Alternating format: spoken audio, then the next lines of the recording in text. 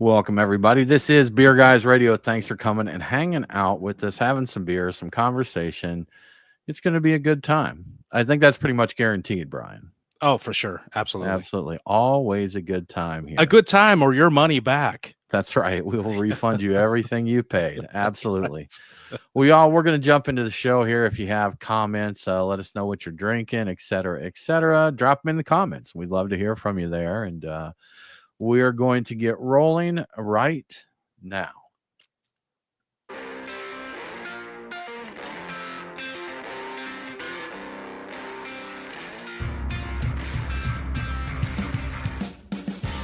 Welcome to the Beer Guys Radio Show. Thanks so much for hanging out with us this week for some craft beer conversations, news, and insights. I think we give insights, don't we? Opinions, Yeah. information.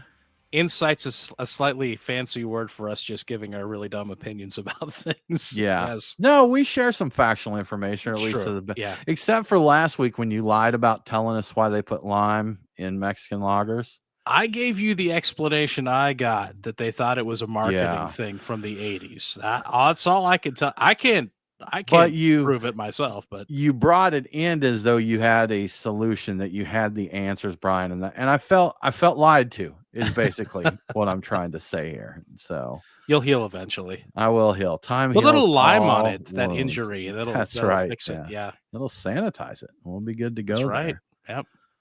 Well, y'all, let's jump into it. Brian, beers of the week. I said this is Beer Guys Radio. I said hi, and then I got off track. But Brian, how you doing? I'm doing all right. I'm doing fine. Yeah. And hello to the people from work that are listening. I have some coworkers that started listening to the show, so I don't know how often they do, but hi guys. I'm the here ones as that well. are there. Yeah. Yeah. To the folks that are there. How We you doing, appreciate you Tim? hanging out with us. I'm good, Brian. Yeah. I'm good. Yeah. So cranking right along over here. So now back to what I was going to say. Beers of the week, always fun. What we're sipping on. Brian, you always bring the heat. And what are you sipping on this week? I do. And the BJ's, the brewery and restaurants have reached out to me. They said, hey, we've got this beer that we bring out every year that we're excited about called Nitwit White Ale. And I said, hey, you know what? I'll be happy to try it out. So they sent me some of it, and There you go. I've got a can or two for you as well if you'd Nitwit. like to try it. But it's an unfiltered Belgian style wit beer that they come out with every year to much hoopla, I believe. So yeah, so that was my pregame beer. It's solid. It was very fruity. A lot of citrus. They talk on the can. They talked about the spices, but the citrus really jumped out at me out of that. So that was nice. And I have gotten into Wild Leap's Double Chance, which is a double IPA, celebrating the 1,000th tank of Wild Leap and their most popular beer, Chance IPA. I don't know if the 1,000th tank was actually brewing Chance IPA, but those two things came together. But yeah, so that's a fun one. I'm sipping on that, and then later on, probably during the little post game stuff with the Patreon folks, I'll be getting into Sierra Nevada's Hoptimum, the 2025 version of it. So that's a triple IPA. So I am bringing the heat, Tim. Bringing the heat. You got to. Yes, and you absolutely have to do it. Yeah. So how about you, Tim? I'll tell you here in just a minute, but I feel like we shouldn't ignore it here for those that are listening and thinking we're about a third less than we usually are. Mo Mike Nate's on assignment this week.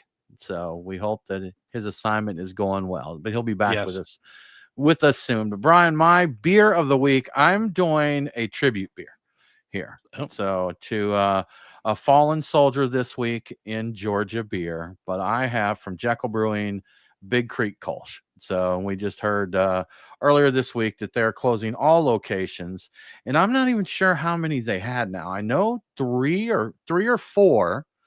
They had 3 in Georgia, original location. They'd built one in downtown Alpharetta, Georgia, and actually had a location here in my town in Woodstock. And I believe they had a Florida location as well. But you might be right about that. Yeah. But the owner, Michael Lundmark, who's been on the show, actually not that long ago, Michael joined us on the show. But, that's right. He was pretty recently. He did confirm in a local beer chat group that all locations will be closing. So, they're ones that they were not the first crew second wave, Brian, or first wave of the new wave, maybe. I don't know how to exactly quantify it there, but they've been around about a decade, I guess. And they were one of the first breweries, at least in Georgia, to do a Kickstarter. And that was back when not a lot of breweries were doing the Kickstarter, so they were usually very successful. It unfortunately got to the point, anytime a new brewery went to open, they'd do a Kickstarter, and a lot of them started not getting funded because there was just too much going on. But Jekyll got huge support. They gave away some cool perks. There was a wall in their original brewery where they put the names up of supporters and that. And, they expanded out within the craft beer community, the craft nerds. Jekyll got some hate. There were some people that, didn't care for the brewery and were very vocal about it. Every now and then there's breweries like that, they don't just dislike them. They feel the need to be very vocal about disliking them. But that's true. Yes. But there were a lot of people that did enjoy them, and they've been around for a decade, man. They worked through our SB 63 and 85 law changes here to help improve stuff in Georgia. And they were one of the ones that opened up when basically you could just do tours and tastings, and you opened up an industrial park. So unfortunately, I think a lot of the folks that opened up under that model, even if they've modernized, it's made it even tougher for them, because they opened up with larger scale, because at that time distribution was the way you made money. So they opened up with the intentions of brewing a lot of beer, getting it out to distribution, not so much selling it in their tap room, which we see now that breweries, a lot of the smaller breweries where their main focus is we brew and serve here, are having a little easier go of things.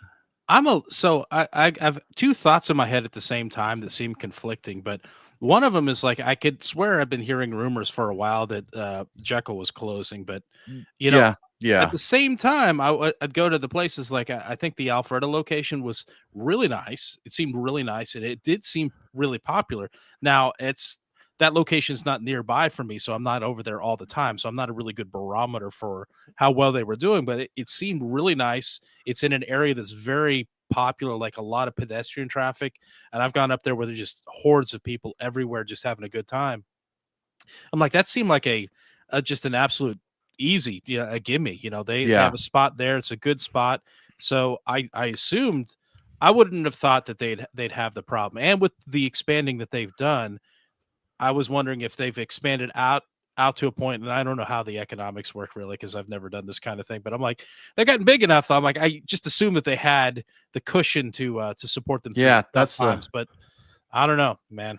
I think that's the tough call with the breweries, Brian, is sometimes I think they expand to build that, that it's a leap of faith kind of thing.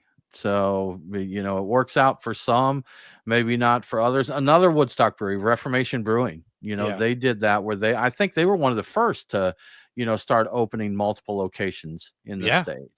And they're up to 3 or 4 as well. I can't even keep up anymore, but they've got a lot. And that Woodstock spot is they're just killing it. They're swamped all the time. So the way they are there is what I thought Jekyll was like in Alpharetta. Now, it could be wrong. Obviously, I must be, because if they had that kind of traffic in there, I don't think they would have to close. I think about them, and I think about like a very similar kind of scenario, though. I didn't think they would be as likely to close as say Red Hair was, but Red Hair was super popular in the original location too. They were originally very popular too. Hordes of people in there, and interestingly enough, they had their haters. Just like Jekyll had their haters, and they tended to be a little dismissive and vocal about it. And but they had such a great crowd in there. Anytime I ever went, I was surprised, and they had multiple locations too. So I don't know. Yeah. I think both Jekyll and Red Hair, using them as examples, the beers that they brewed or that they focused on were more mass appeal kind of beers. Yeah. And so the beer nerds are looking for something a little more, I don't even want to say creative. They're just looking for something, different, exciting in that. And I don't think that was a big focus for those guys, because again, we're on the beer forums, we're on a podcast for beer, and we get stuck in our own little universe, and it can seem a lot bigger than it actually is. There's a lot of people that do drink craft beer, but to them, a Jekyll Big Creek Kolsch is the finest one out there. Even in some of the local chats today, where they were talking about Jekyll, and there were people commenting, about the issues that they had with them. There were several people that's like, I love this beer and this beer and this beer.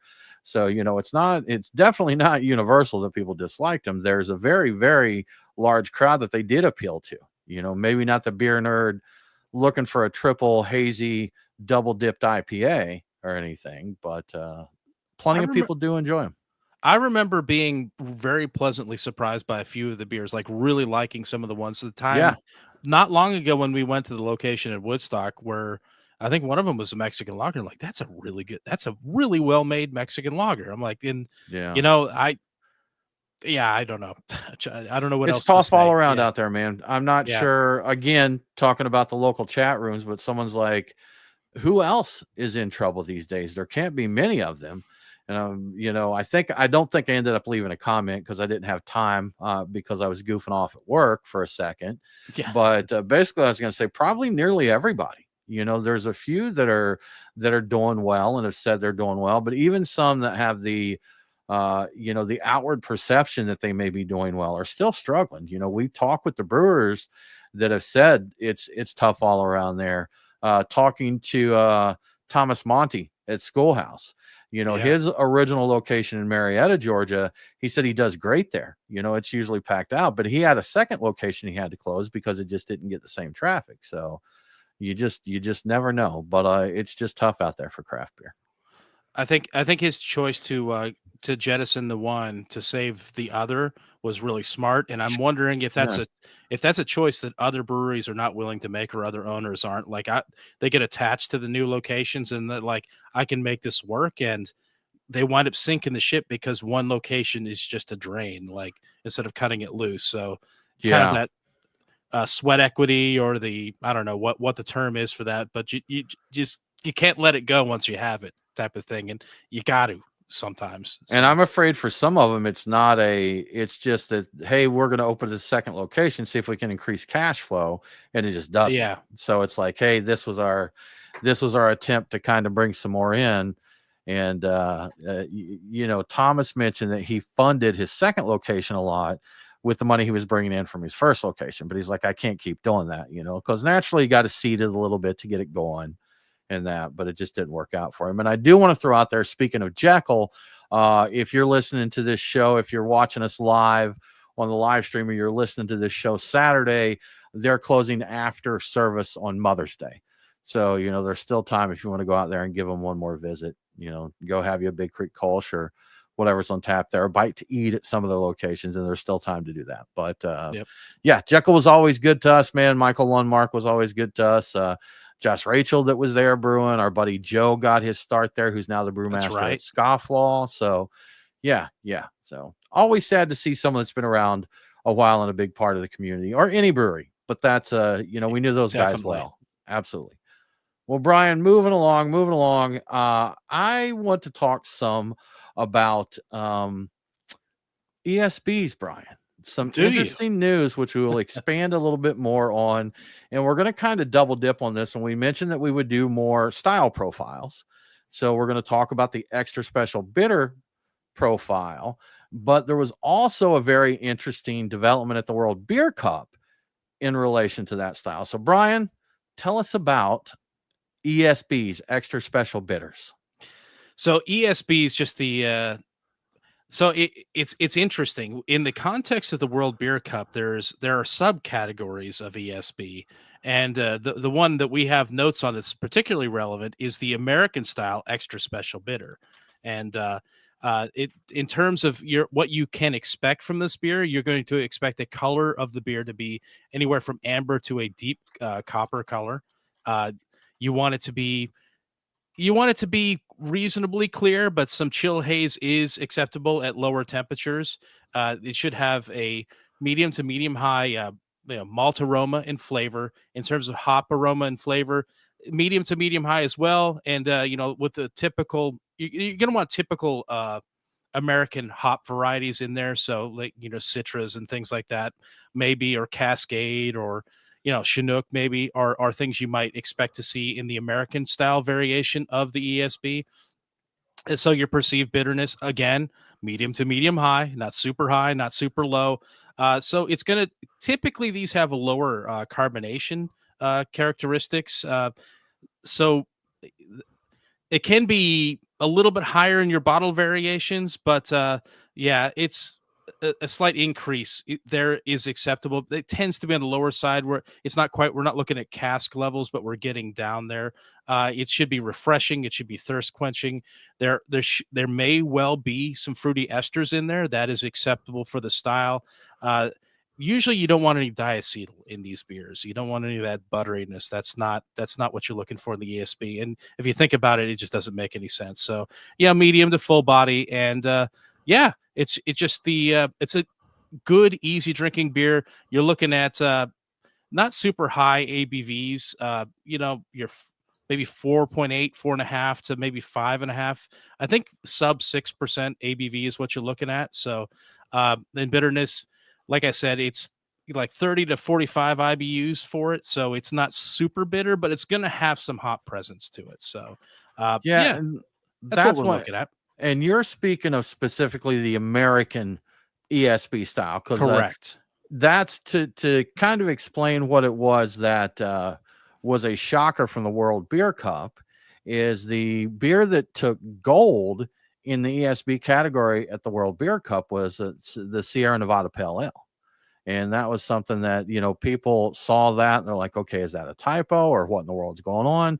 There's a lot of chatter about it. And we did finally see some posts that talked about basically beer styles are evolving. And I think we know that anybody who's been drinking beer for, 5-10 years or more has seen, I think one of the biggest ones in America, we can see the evolution of the IPA. Kind of sure. What's happened with that. But they were just talking about that beer styles are ever evolving. And this year, I think they said, I may not be 100% correct on this, but I believe they said this was the first year for the American ESB category or American ESB subcategory in the World Beer Cup. So I guess according to the World Beer Cup's new guidelines, the Sierra Nevada Pale Ale fits into that category. And I think most people that know ESBs are definitely thinking of the British style of the beer. For sure. And, that is definitely one that you are more apt to see on cask, than the American variant. But, pretty similar style there. I would say that I know they say moderate hop bitterness in those. I never have had an ESB that I thought to be bitter, which kind of, surprised me with bitter in the name. But they're again, good drinking beers that they talk about. But the traditional style, English, the English style of that is balanced to slightly bitter on the profile, is what they say there.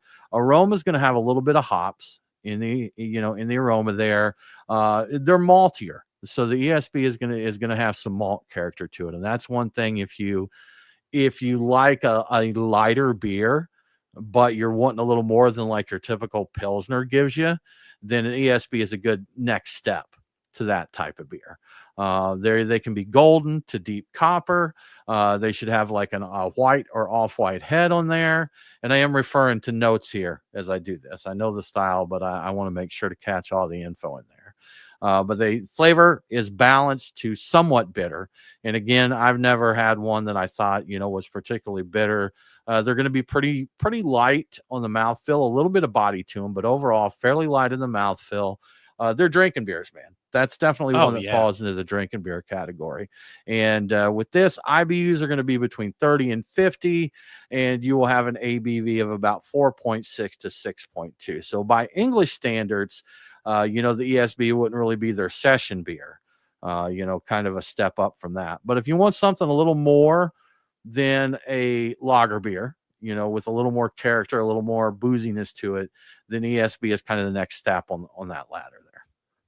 I've always thought that the bitter part of the extra special bitter is relative. It's a term that was set up when this kind of beer style was defined, where it was probably noticeably less sweet than other beers that were available at a given time. And I know there was a period of time, I saw people talking about it actually this week, I think, on social media, where they were talking about, there was a period of time where people were really talking about how dry their beer was, because people were sick of sweet beers. And so it's entirely possible that the whole concept behind this being an extra special bitter is to highlight the fact that this is not a like cloyingly sweet beer. This is something that, Gotcha. I don't Yeah. know, dry might not be exactly the word for it, but it's going to have some edge. It's going to have some balance. It's going to skew a little bit more towards bitter without necessarily being exactly what you might think of as being bitter. So I think that that's probably more of it, and that bitter scares people off these days. But I'm sure there'll become a time when everybody's looking for the most bitter beer around, because we've talked about how the cycles go. So The cycles eventually, there, the eras of beer, and some good examples of a standard ESB or traditional ESB. Fuller's, I think, is one that most people are going to know. The Fuller's ESB there. Of course, Samuel Smith, their Old Brewery Pale Ale is an ESB. Bass Ale is an ESB. So those are some others here that I'm not as. Oh, I forgot. Old Speckled Hen is one. Oh yeah, that's a great one. About, and that's a good one. We actually have had some of that. Our friend Owen Ogletree, when he does the Atlanta Cask Ale tasting, he has pulled the strings that he has to get casks of that beer over here. So for a while, that was one of my favorite beers. Like I've had a few ESBs over the years that were favorites of mine. Yeah, I'm trying to think. Now it's escaping me that there's a place in Portland that closed down that was owned by the same people who own Shiner, and I can't think of the name. They've been gone for a while, but yeah, they had an ESB that was phenomenal. I just loved it. I would never have thought, and I guess I should say that another good example of an ESB, apparently now, at least the American variant, is Sierra Nevada Pale Ale. Sierra Nevada Pale Ale, gold medal winning there, man. ESB gold medal winning beer. Absolutely. That is a great style, and I really encourage people to try it out if you haven't, and don't be scared by the name. Yeah. If you see it well, around. that's now I'll say this. And again, I think anytime you throw American on a lot of these classic English styles, one of the first things you think of is it's going to have more bitterness, So the Sierra Nevada Pale Ale to me does have some bitterness to it, but I visited their location in I think it's Mills River, North Carolina is their East Coast location up around the Asheville area. And part of what they do at the beginning of their brewery tour is they show you a little video, have you in a big kind of a conference room type of presentation room, and you get a pint of Sierra Nevada Pale Ale that's, brewed right there at the brewery, super fresh.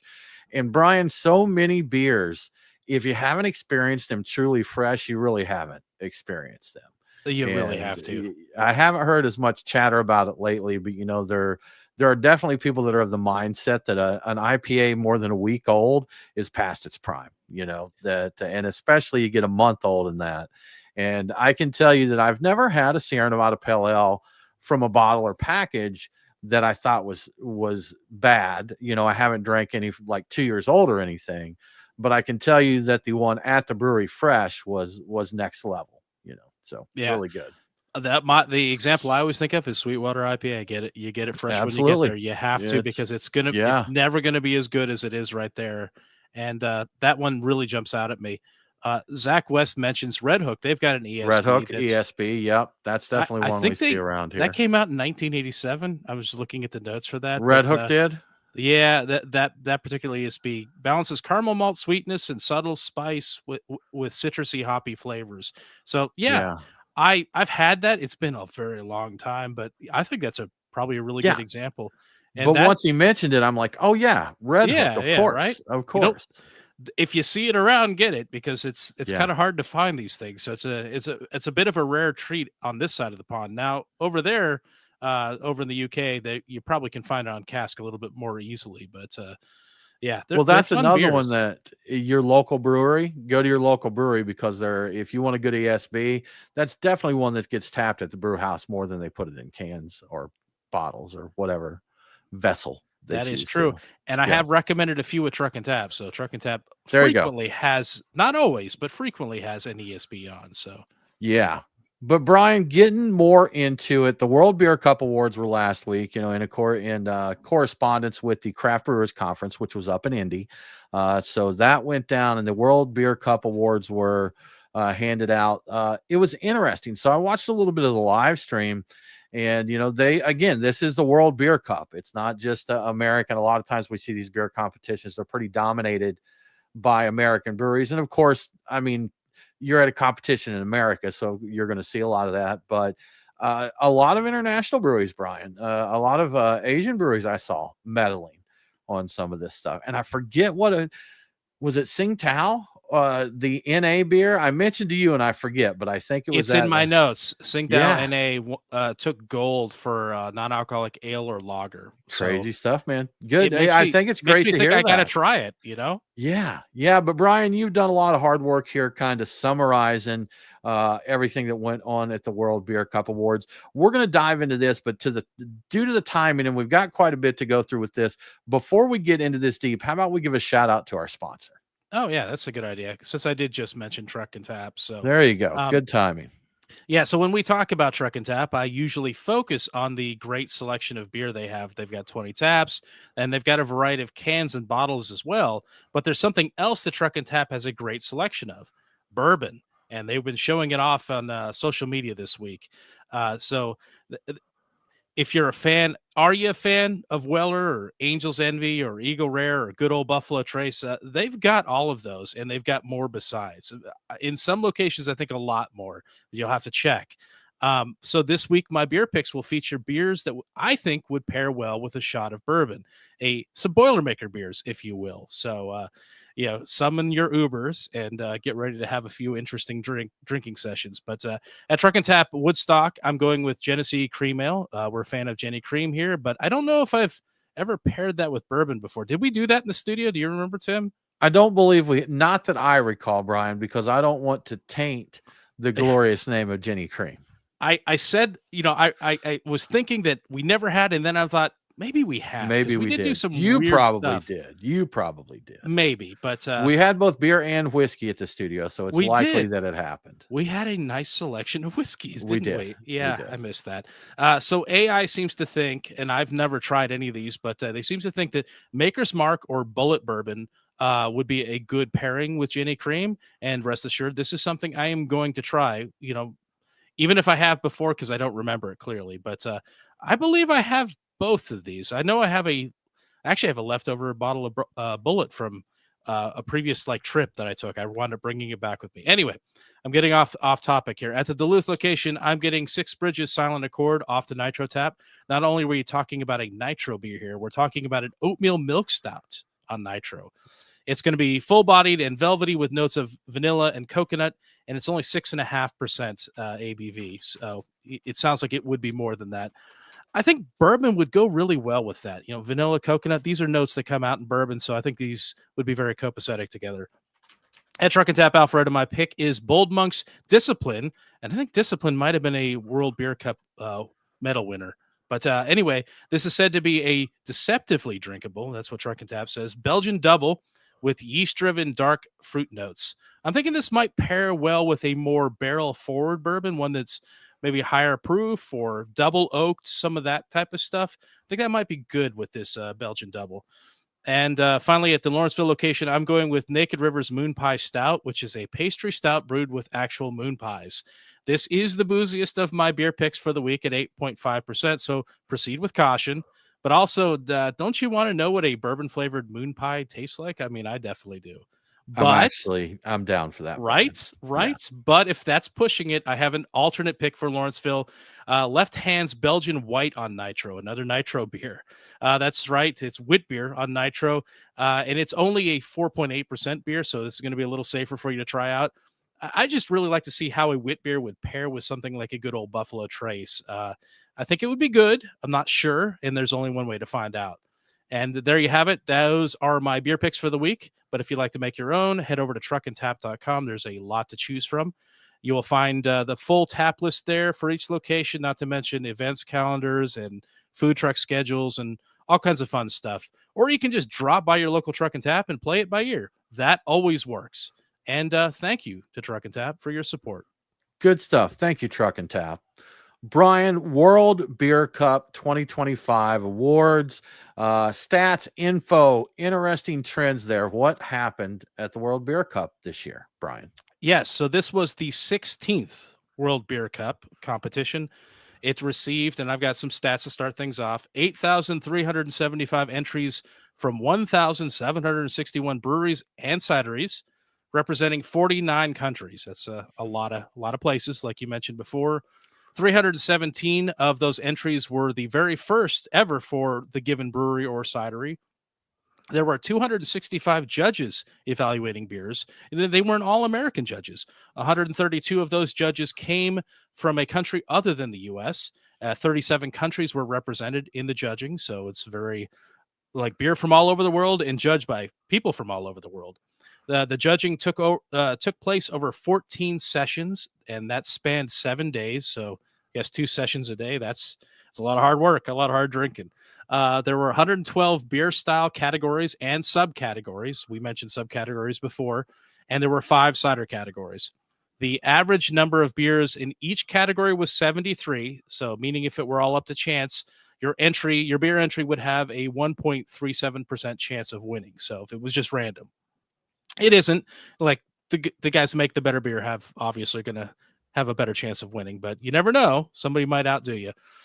The most entered style categories were juicy or hazy India Pale Ale at the top with 290 entries. The West Coast style India Pale Ale at 253 entries. The American style IPA at 208 entries. German style Pilsner, nice to see it up there at number 4 with 186 entries. And Hoppy Lager with 155 entries at number 5. This was the first year for the Italian Pilsner category. It had 132 entries, and STS Pils from Russian River took gold. So Russian River just came in and just snagged that away. I got to try. Part of me thinks I've had that, but you have. All of me thinks I need it again. Yeah, I've had it a couple times, so I'm sure if I have that, you've had that. I'll bet I have a glowing review of it somewhere in Untapped, or an embarrassing bad review. The bottle's like green with kind of an oval logo with STS in red. Is that ringing any bells for you there? Kind of, yeah, kind of does. Yeah. Like I definitely have seen the bottle before. Like I've heard of it before, but anyway. So interesting wins. As you mentioned before, Tsingtao took the gold for non-alcoholic ale or lager. Trail Pass, which I believe is Sierra Nevada's non-alcoholic stuff, they got gold for hoppy non-alcoholic beers. We saw no wins for Athletic Brewing in the non-alcoholic categories, which is a bit surprising. I thought that was interesting. Real quick, Brian, I want to correct myself because I Googled to see if I was wrong. I'm crossing up my Pliny and my STS bottles. The STS bottle is blue with the oval with the STS in it. So I was thinking blue. I think, my bad. Is it blue and like red lettering or something like that? No, blue with white lettering, at least according to my Googling here. So just blue label, white letters, and that's it. Short or plain and simple. To be fair to me, it's a little tough to get that over here. It's just it is a little tricky. A little uncommon to see it here. Yeah. So yeah, as we mentioned before, the Sierra Nevada winning, the Pale Ale winning the American ESB category, they got gold for that, and it's a great beer. So it's worthy of a medal. It's surprising it got that one, but I guess that's how things work. Very interesting that Lawson's Finest won the only medal of any brewery in Vermont this year. They got a silver for Fayston Maple Imperial Stout, which is a British style Imperial Stout. So good for them. They make great beers. So that's cool. I've got some information about some local Georgia breweries. Local love. Yeah.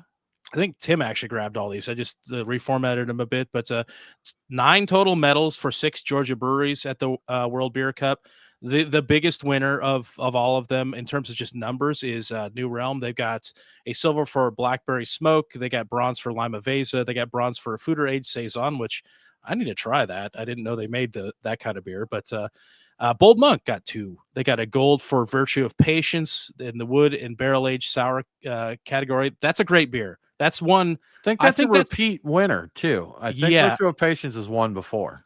I think they've not only have they won this, but they've won other competitions with that. And I've had that. That's a wonderful beer. If you can find Virtue of Patience, or you can get somebody, if you're not in the area, trade somebody for that, you should definitely do that. They're doing really good work there.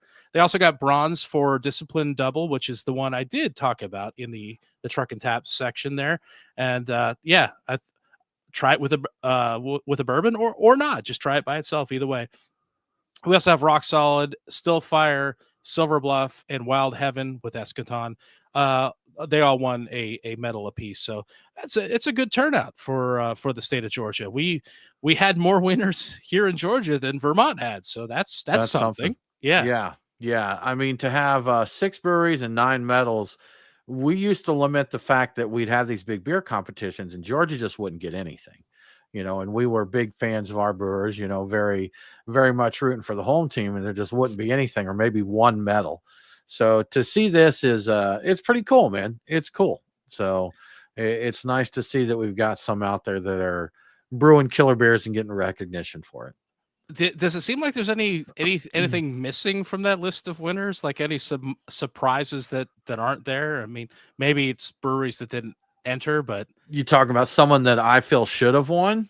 I'm just surprised I don't see a single Creature Comfort entry in there. Okay, because they've been making really good beers that have been noticed outside the state for a while. Yeah, and I don't know I mean, there weren't any for them, but here's the thing. I don't have any idea who all entered this. And some breweries simply just don't do it. So yeah, I would think that Creature had some in there though. I think they normally do get into these, but who knows, man, who knows? Because somebody had asked, about the cost to do this. And I forget the exact amount, but I think it's like $180 per beer to enter it. Oh, wow. Okay. So, for a small brewery, that's a chunk of change, especially if you want to enter a few beers. You either have to have one beer that you're like, nope, this is the one, let's go. Because you think about it, man, if you only enter 3 beers, that's $540 just to enter them in a competition, and maybe nothing comes of it. It's kind of like entering a lottery for a lot of like free press, because if you win the right category with your beer, you're going to get a lot of attention. Now, some of these you're not going to, but I just like if you get one of the IPA categories and you're up there, people are going to notice. You're going to get some traffic. I would assume you get some traffic. You get some inquiries at the very least. So that's got to be good if you're trying to get your name out there. Again, it's a big gamble. It's a pricey gamble, but it might be worth it. I think it also is great for, not just the fact you won, but boy, that gives you something impressive to market and put on social media. Hey, cheers. We're so excited to announce that our beer won gold. And Brian, we did it, I think, with JBF, Rock Solid one. No. It was Drowned Valley. Their brown ale, I think it was, won a medal at GABF. And we're like, hey, man, let's go up and see those guys. We haven't seen them in a minute. Let's get up there and check it out. So, yeah. Definitely, if you can throw out some things to say you've got a medal winning beer, you're going to get some people coming to check you out. And if they check you out, hopefully they'll dig what they're trying there and get you another customer. And I'm absolutely going to go get that Discipline Double from Bold Monk. It wasn't on my radar, and now it is. And the Virtue of Patience I knew was good, and I need to, if the place I'm thinking of still has any of the bottles left, I need to go grab a few of them, because I've been looking at it. I'm like, I know that's I hear Truck and Tap has it. So if you're interested, you could check out Truck and Tap. The Discipline Double. I don't know about the Virtue of Patience. The Virtue of Patience. Okay. Gotcha. They have had it. I don't know if they currently do, but we know a guy though. Yeah. We do know a guy. We know a guy. We can make this work. We can do something there. Yeah. But it was interesting to see everything with this. Lots of surprises, at least to me, out there with what was it, who won and who didn't. Yes. Yeah. Yes, for sure. Yeah. Well, Brian, moving on from the World Beer Cup, we've got some more stats on the beer industry's economic impact.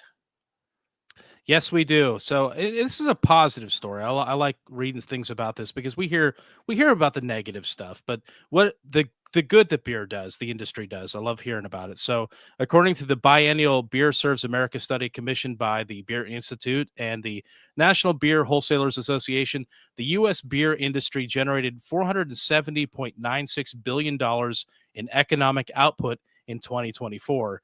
And that equates to 1.58% of the country's gross domestic product. You might hear that referred to as GDP. The figure is up 61.76 billion. Yeah, it's up compared to the previous 2022 study. Again, every 2 years they do this. It was at 409.2 billion back in 2022. The beer industry's economic output outstripped all other alcohol categories, which includes spirits coming in at about 250 billion and wine coming in at 276 billion. So we're really killing it in terms of our economic output.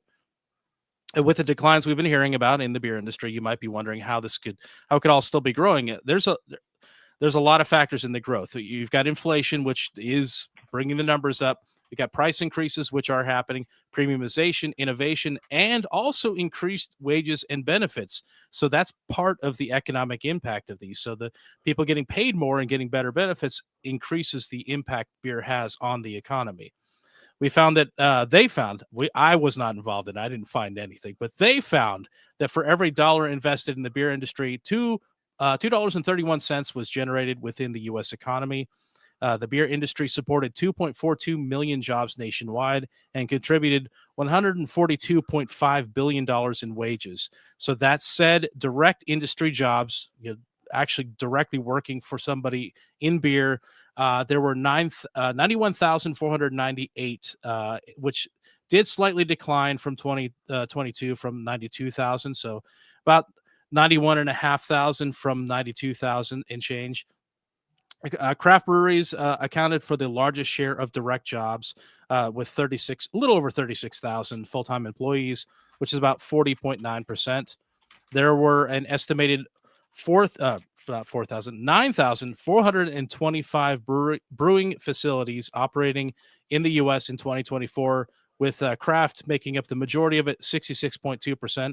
I would have thought it would be higher, honestly. I didn't realize so many of these facilities were actually non-craft, but interestingly, the number of malt beverage distributors has declined since 2022, and I've been seeing them close or get consolidated or bought up in the news too. And I haven't always reported it just because it's not terribly interesting to most of our listeners or to us what the distributors are really doing, unless it's directly affecting the beer. But that does have an impact on what we're paying and where we're getting it from.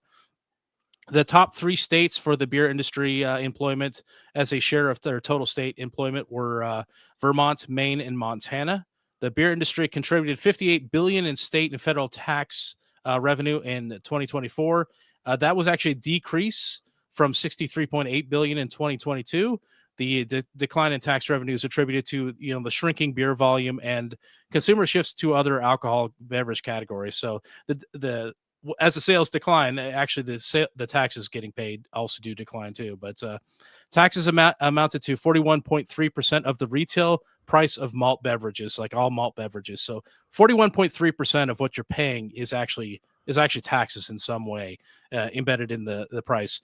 That is an increase, and they didn't specify how much it was from the previous study, but the top 10 most populated states account for over 50% of the industry's economic impact. So there we have it. That is all of the interesting stats that came Beer out stats. from that. Yeah, the Beer Serves America study that they commissioned. So Okay. a lot of really right. good, a lot of money going into the economy. It's a very good thing. Every dollar invested, the big takeaway I think is $2.31 of generated value in the U.S. economy. So that's cool. Yeah, absolutely. I mean, it's something, that our Craft Brewers Guild has campaigned on before, building breweries are businesses. I mean, quite simply, it's a business. And, being a hospitality business, they create jobs, they bring in revenue. And let's face it, man, there's some good taxes on alcohol too. So the government's happy if beer is doing well. Oh, yeah. And Yeah. getting their money from that too. So, definitely something. It's good to hear that beer. It's good to hear good news about beer these days, because It doesn't always come at us that way lately. And on that, I don't know. I'm going to remain indifferent on this next story, Brian, because I don't care for what this company has done to some breweries. But I don't want to see them be in trouble because of so many breweries that are under their umbrella, but Tilray Brands. And they're actually in danger of being delisted from the NASDAQ. Yeah. So it's really interesting. And I agree with you. I don't wish any ill on them, because they have a lot of brands that I really like under their portfolio. And if they take a big hit, those brands take a big hit. There's just no avoiding that, but they're at risk of being delisted because have fallen out of compliance because their stock price has not maintained the minimum bid price of $1 a share. NASDAQ issues a warning when a stock fails to meet the minimum bid price requirement for a period of 30 consecutive business days. And apparently February 7th, from what I read, was the last day that Tilray closed the trading day at or above the dollar price per share. So this notice does not impact Tilray's NASDAQ listing just yet, though. They have 180 calendar days to become compliant. That means they have to do 10 consecutive days with closing prices of its common stock above $1 or at $1 by September 21st. Should Tilray fail to gain compliance, the company would transfer from the NASDAQ Global Select Market to the NASDAQ Capital Market. And I don't know what that means exactly, but from context, it sounds like that's less than ideal. That's not desirable. But it also sounds like there's still the possibility for people to trade Tilray shares if they want to buy and sell them both, I think, if they are so inclined. But in any case, it seems like this is all unlikely to happen, as Tilray has announced plans to execute a reverse stock split in July to bring its share price above $1, pending the shareholder approval. So I have seen that. I know what that is roughly. Yeah. But just as a reminder, and I have to say this when we talk about stocks, this is not financial advice, and I barely know what any of these terms even mean. So do not buy or sell anything as a result of what you've heard me say. So or I'm Tim looking, say, really. Right. Yeah. Don't listen to us when it comes to financial stuff like that. We'll just tell you to buy beer and tacos. Invest in beer and Invest tacos. in tacos. They never let you down. I'm looking at their stock chart right now, and it's been a pretty steady slide over the last year. You know, like if you go back and you dig up the 5-year, they had a nice spike in 2021. Shares actually got up to, from what I'm seeing here, it looks like 29.21 may have been the peak that they got to there. And they are, as of today, at a whopping 43 cents. So yeah, I'd for those that bought it $30, I bet they're not loving that. Even a year ago, looking back a year, they were almost $2, $1.98 to 207. So in the past year, what's that? About a 300% decline there. Something like that. They lost a big chunk there. So 52-week high, $2.31, 52-week low of 41 cents a share. So if you're a gambler now, probably the price will jump a little bit because they're doing the reverse, just buying back shares. So there's fewer of them that increase the value of it.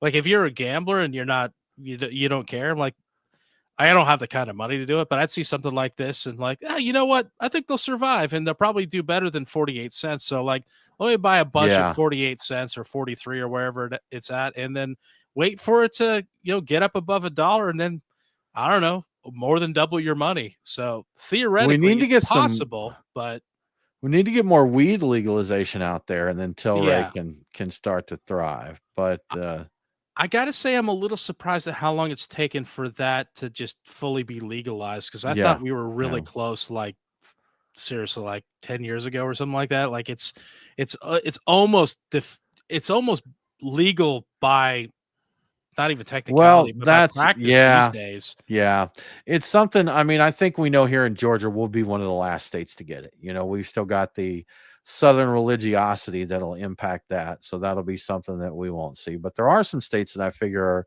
a little more liberal, where I'm surprised they haven't, legalized it for personal use there. And now I say that, Brian, I got to be honest that I don't know the total impacts on the places where it has been legalized. I know that last time I was out in Denver, I was talking to an Uber driver that had been there, and I had been to Denver. Gosh, Brian, it's been nearly 10 years now since the last time I was out. I think 8 years or so was the last time I was out in Denver. And prior to that, probably another 8 years before that. But one thing I noticed when I went back this last time, which again, 8 years ago. So Denver folks, I don't know what's changed since then, but there were a lot more homeless there. And there were homeless camps like set up there, some big areas. And I got to talking with the Uber driver about it. and he said that a lot of people came there when they legalized and they just didn't leave. So, maybe that's something for the states that are legalized. Now, of course, the problem would be diluted if more states had it legal there. But I think that was Colorado the first place for like full casual legalization? I don't know. I don't know my marijuana laws. Yeah, I don't either. I think it was Colorado and California for a while. I'm thinking back to when we had. Now I lost his. The founder of Blue Moon. Keith Villa.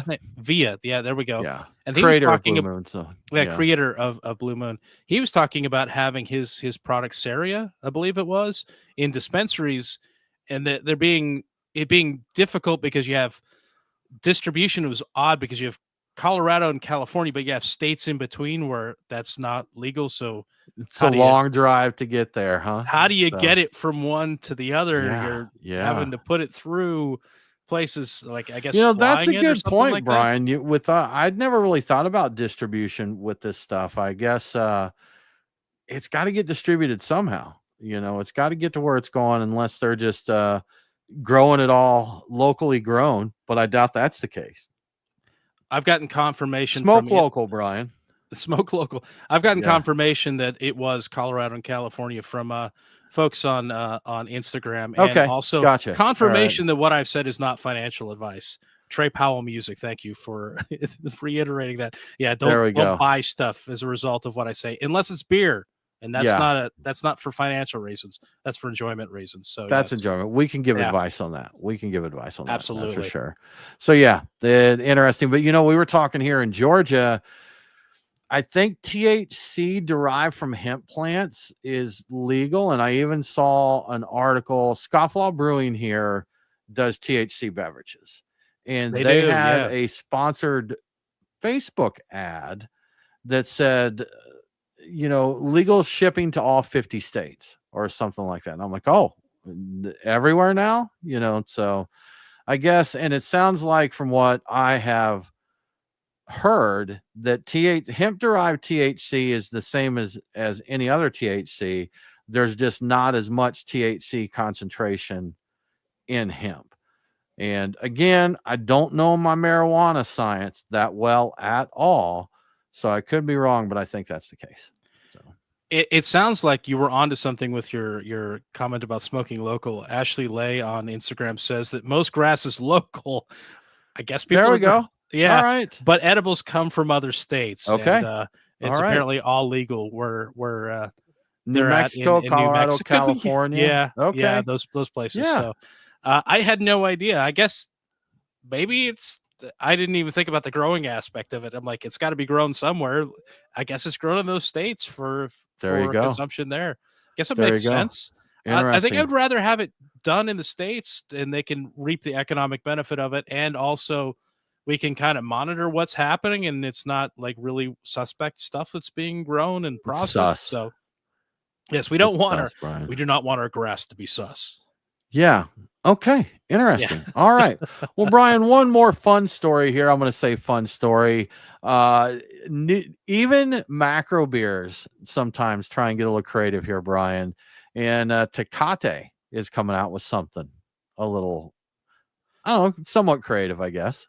This is this is a very amusing beer release, and I think it's tied into the whole everything going on in politics as well. But it's one of the more interesting beer releases I've seen in a while, worth commenting on. So Heineken owns Tecate, and they are releasing a new salty edition of Tecate Light called Tecate Light con Sal de Golfo de Mexico, and that's it's not at all how you say it. That's just how I'm saying it, but close enough.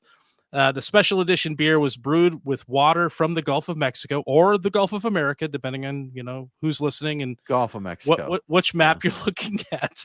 And it's meant to sell. What's that? Okay. Never mind, Brian. We won't get into the politics. Well, I still think of it as the Gulf of. I know it's official on maps because it had been that way for many decades of my life. But anyway, the beer is meant to celebrate national pride of Mexico and richness of local ingredients. And here's the thing, though, to get it, you have to make your way to a floating bar called Bar Golfo de Mexico off the coast of the Yucatan, because that's the only place that's currently available. And they had some big release there where they had people, celebrities and stuff. They flew them down and had them go to basically this giant, I don't know if it's a yacht or a skiff or something like that. That's basically a bar. Anyway, so it's only available there for now, but their plans for wider distribution. But they're waiting to see how well it sells.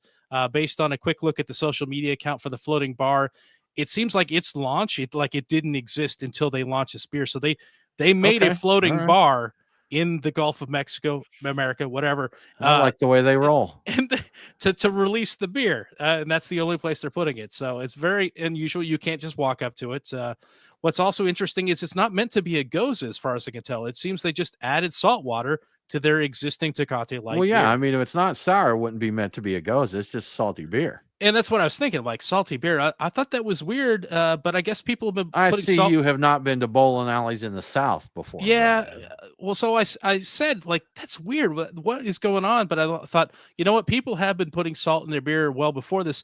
And I've got this little shaker that I picked up somewhere along the way. It's called beer lime salt. and salt. Yeah. It's like a pickle beer salt. So it's actually, I've got a shaker of salt that I've never used that's meant to be poured in beer. So I'm like, I guess it's not that weird, but my initial thought was like, this is just wild. This is crazy. So good luck, Tecate/Heineken. Good luck.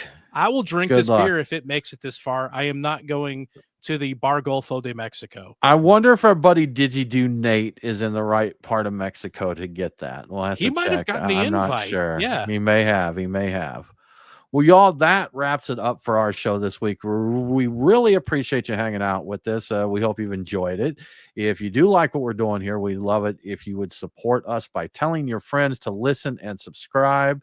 If you really dig what we're doing, we'd appreciate your support on Patreon. Just go to patreon.com/beer guys, and you can sign up for, I think $5 will get you. It'll get you in our Discord. We'll get you some swag.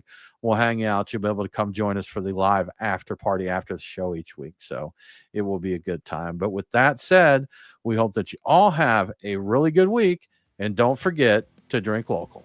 Cheers.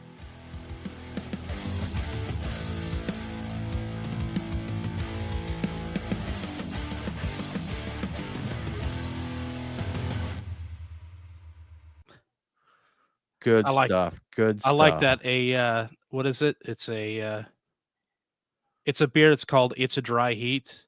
It's a dry heat. Yeah. With lime and salt in it. So that's at a brewery in New Mexico, apparently. So that I would that's drink good it. stuff. Yeah, salty lime beer. I'm down with that. It's 145 degrees, but it's a dry heat. It's dry. So dry. So dry. Yeah. So very dry. Yeah. Well, y'all, we are going to wrap up the stream here. Again, thanks for hanging out. If you are one of our Patreon supporters, we're going to put the link in the Discord chat so you can come hang with us for the after party. And other than that, we'll see you next week, y'all. Cheers.